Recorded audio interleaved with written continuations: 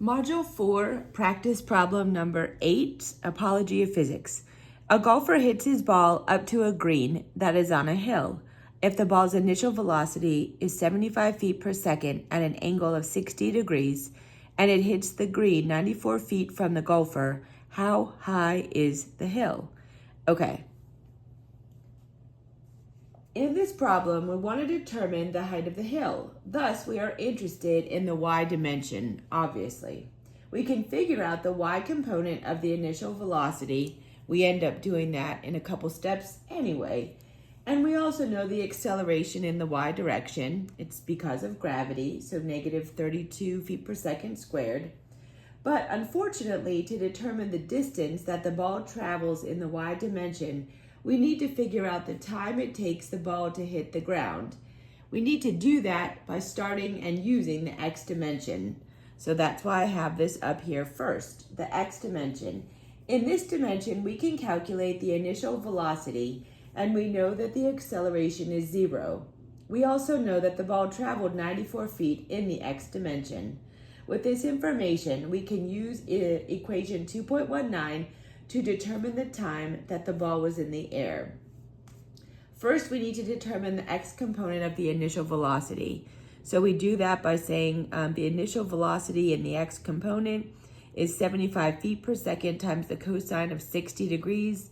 And then after accounting for significant figures, we figure it's 38 feet per second. Again, there's no acceleration. And we know that the distance the ball traveled from the golfer was 94 feet. So you can come over here and use equation 2.19.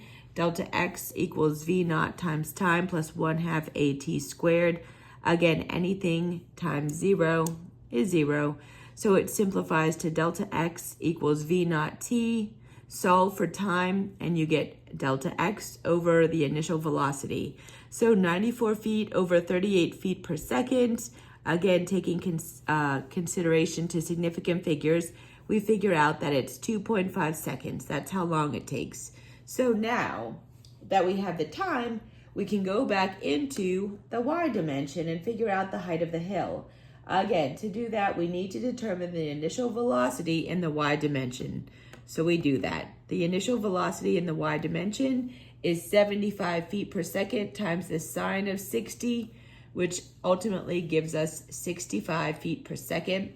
Again, the acceleration that's affecting it in the y direction is gravity, negative 32 feet per second squared. So you use this equation 2.19, you get delta x equals initial velocity times time plus 1/2 at squared.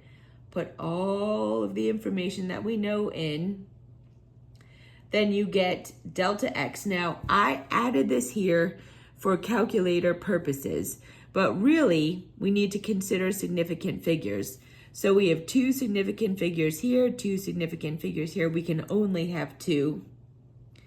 We have 2 significant figures here, 2 significant figures here. We can only have 2 significant figures here, which then leaves the precision to the tens place because we're adding.